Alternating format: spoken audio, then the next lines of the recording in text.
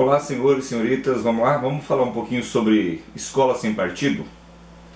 Primeira coisa que eu acho que vale a pena a gente dar uma diferenciada entre termos que se voltam para esse tema é a discussão entre o que é neutralidade e o que é imparcialidade, tá?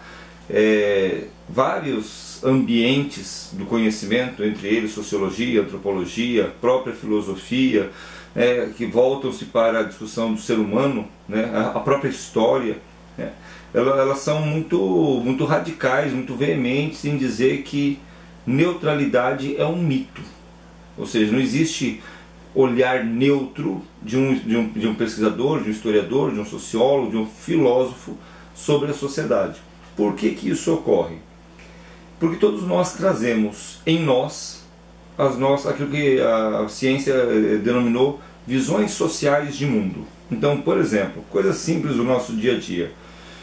Uma pessoa que eventualmente traz na sua história laços familiares que são marcados por afeto, por carinho, essa forma de olhar a família, ela se transfere na hora que ela olha para a sociedade. Uma pessoa que eventualmente teve na sua história momentos em que passou necessidade, falta de bens materiais, seja ele alimento, seja ele moradia, seja ele próprias vestes, né, bens materiais, ela vai olhar para a história de uma forma diferente, tá? Então, ou se eventualmente não faltou a forma dela olhar para a sociedade, para a história, para os acontecimentos, marca. Então, o que é a ideia da neutralidade? Nós não temos como falar que uma pessoa é neutra ao observar fatos históricos, acontecimentos históricos, e mesmo dizer que esses fatos que fizeram parte da sua vida pretérita, ela não vai de alguma forma induzir-nos a olhar para o mundo de uma forma diferente. Então a primeira coisa que a gente tem que diferenciar é o que é neutralidade e o que é imparcialidade. Neutralidade no tocante à ideia de olhar o mundo não existe. Aí nós chegamos a uma situação que é, se não existe a neutralidade, como o homem deve reagir com relação a tomar parte em determinadas opiniões. Tomar parte ou tomar partido ou ser parcial na forma de olhar o mundo é um direito, né? Todo mundo tem direito. Eu tenho o direito de gostar mais de um partido do que de outro, de me simpatizar com determinada ideologia e não com outra, e assim por diante. Acontece que quando o assunto é magistrado, a docência, aí nós temos algumas situações preocupantes, né? E preocupantes por quê? Porque sempre que a gente fala do ambiente escolar, ele é um ambiente que por excelência deveria prezar pelo enriquecimento da docência, ou seja, o enriquecimento do conhecimento, o enriquecimento do ensino e a busca pelo conhecimento o mais crítico possível. O que teria como conflito aí a ideia de ser partidário. Então, quando a gente fala de partidarismo, a gente enfrenta o problema de como a gente discute isso dentro de um ambiente escolar. Outra coisa que nós temos que, como pressuposto para poder discutir isso, eu estou falando isso na educação básica, ensino fundamental, ensino médio, educação infantil, ou eu estou falando isso em universidade, tá? Porque os nichos de idade aqui vão fazer muita diferença, tá? Quando isso acontece na educação básica, a discussão ela ganha um caldo mais denso, ela ferve mais. Por quê? Porque quando a gente fala de educação básica, pressupõe-se que existe uma certa vulnerabilidade em termos de maturidade dos alunos. Então, a ideia do partidarismo ela enfrenta nesse sentido uma série de objeções. Vamos então agora falar do partidarismo especificamente falando. O professor, como funcionário de uma instituição, seja ela pública, seja ela privada, ele tem alguns compromissos. Ele não pode, e isso é uma obrigação do professor, ele não pode fazer da cátedra, do ambiente de ensino dele, da plataforma, né? Nem todas as escolas têm aquela parte mais alta, né? Algumas têm, algumas conservam isso, inclusive um pressuposto ideológico de que o professor tem mais conhecimento, enfim, tá? Mas além da questão da praticidade, obviamente. Mas quando a gente fala que o professor ele tem essa prerrogativa de conhecimento, nós esbarramos aí numa situação, sobretudo na educação básica, que o professor poderia estar usando o espaço dele de professor como um espaço de doutrinação.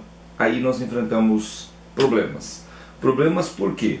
Porque a escola sem partido, ela não quer que o professor não fale de política.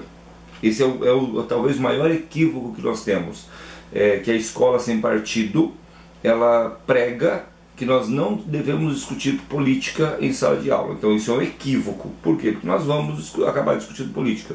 Discutir política entre outros ambientes, uma prerrogativa do ambiente escolar.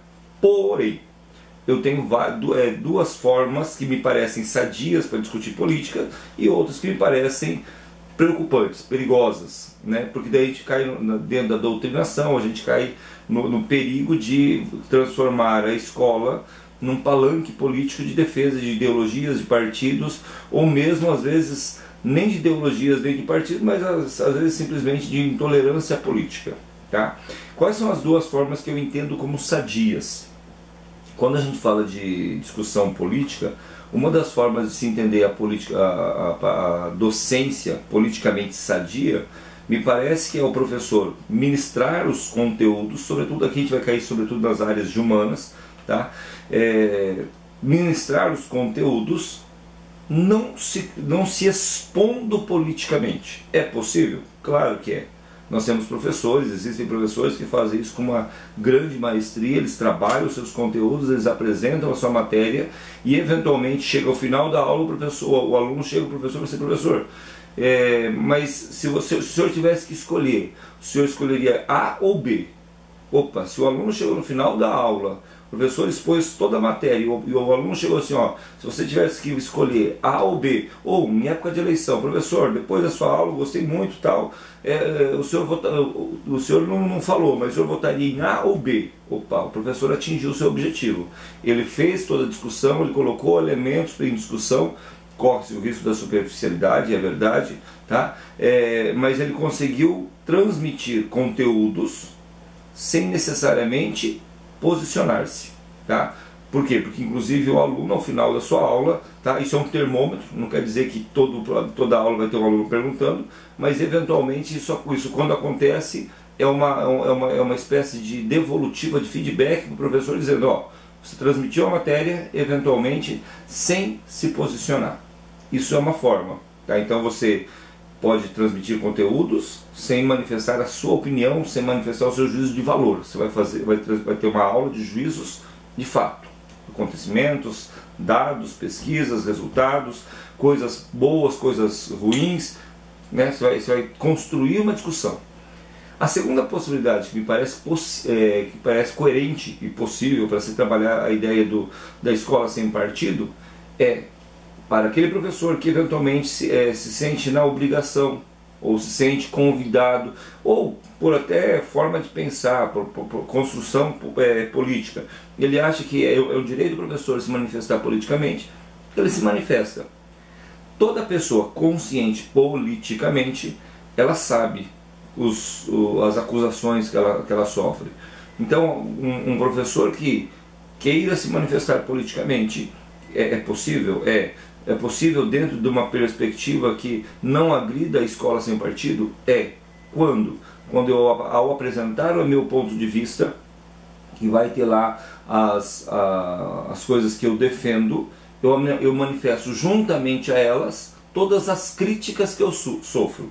Tá? Então, eventualmente eu sou um professor que defende a direita ou a esquerda, né, independente de qual partido que a pessoa se milite, tá? Porque nós temos casos inclusive de militância política, tá? Mas após eu apresentar aquilo que eu acredito, eu falo assim, ó, e a gente, como partido, o meu partido ele sofre essa crítica por conta desse tipo de postura que nós temos, ou por conta dessa forma de pensar. Posso até fazer uma autodefesa, mas eu falo assim, ó, essa crítica, ela é uma crítica que nós sofremos constantemente, né, por conta dessa nossa posição. que ela é defensável dessa ou daquela forma, enfim, ele pode até manifestar, mas ele vai apresentar para o aluno tanto aquilo que ele defende, como as críticas que ele sofre, de forma que fica ao aluno ele escolher, não, eu concordo com essa crítica é muito mais pertinente que a defesa ou a desculpa que eventualmente tal partido dá. Então ele constrói uma forma de olhar político que mostra tanto aquilo que ele acredita, como aquilo que os outros acreditam sobre ele, ou a outra forma de olhar. É mais difícil essa forma de proceder em aula? Claro que é, porque a tendência nossa é defender uma determinada ideologia e eventualmente minimizar os ataques que nós sofremos, ou até distorcer os ataques para que pareça que a gente tem razão. Eu entendo que é uma forma mais difícil de construir a aula, tá? Porque fatalmente a gente vai ser tendencioso, até porque a neutralidade ela vai ser mais difícil, uma vez que a gente está externando coisas com as quais nós lidamos em termos de paixões, convicções, ideologias e assim por diante. Tá? Esse é o problema do partidarismo.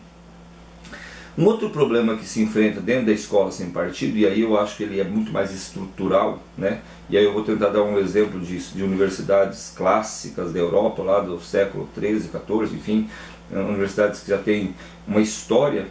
É que todas essas universidades, e aí a gente precisaria pensar isso no nosso contexto universitário do Brasil e para a nossa educação básica no Brasil, é que quando a gente pensa em uma universidade clássica europeia, a universidade ela constrói a pessoa que vai ser o substituto de cadeira, tá? Então, todo professor lá ele tem aquilo que nós chamamos de liberdade de cátedra. Ele tem o direito de manifestar a forma de pensar dele, porque é uma construção de uma ideologia universitária. Por isso que a gente fala da escola, da universidade de tal. A universidade tal pensa assim. É uma construção ideológica. Tá? Mas como que essa construção ideológica ela é feita? Porque a pessoa que vai para lá ela sabe que ela vai comungar dessa forma de pensar. Tá? É um ambiente mais crítico, é um ambiente de maior maturidade, é um ambiente que você escolhe por conta já das suas convicções políticas, filosóficas, ideológicas, enfim. Todo professor lá, quando ele tem uma cátedra, ou ele tem uma cadeira, né, essa cátedra ela é sequencial, ou seja, o professor ele vai ter um professor auxiliar, um professor adjunto, que vai ficar com ele 1, 2, 3, 4, às vezes 5, às vezes 10 anos. Por que ele faz, esse professor ele vai sendo construído? Porque quando esse professor mais velho ele se aposentar, esse outro automaticamente já está imbuído daquele espírito que faz parte de uma identidade universitária. Isso é uma construção, uma forma de pensar europeia. Quando a gente chega no Brasil, a gente tem rompimentos de paradigma, tá? Com relação a isso. Por quê? Primeiro, as nossas universidades elas são de concurso, eventualmente sai um professor, coloca outro no lugar na semana seguinte, né? Até por conta da necessidade que nós temos de não ficarmos sem professores. Nós não temos em muitos casos esse professor adjunto que ele vai sendo conduzido para depois dar sequência a uma forma de pensar, uma ideologia, uma construção política de um determinado ambiente. E eventualmente quando isso cai na educação básica o problema ainda é maior. Por quê? Primeiro, quando a gente entra nas instituições privadas, por conta de uma necessidade de mercado, sai um professor e eu coloco outro no lugar. O tempo que eu tenho para fazer uma avaliação desse professor, ele vai consistir muitas vezes numa aula teste, somente. Nos casos das instituições públicas, numa prova objetiva que vai aferir o conhecimento do professor através de questões objetivas, vulgo marcar X, e uma aula didática. A pergunta é, em 2 aulas, ou em uma prova e uma aula de pouco mais de 1 hora, ou se chegar a 1 hora, eu consigo avaliar posicionamento ideológico de um professor?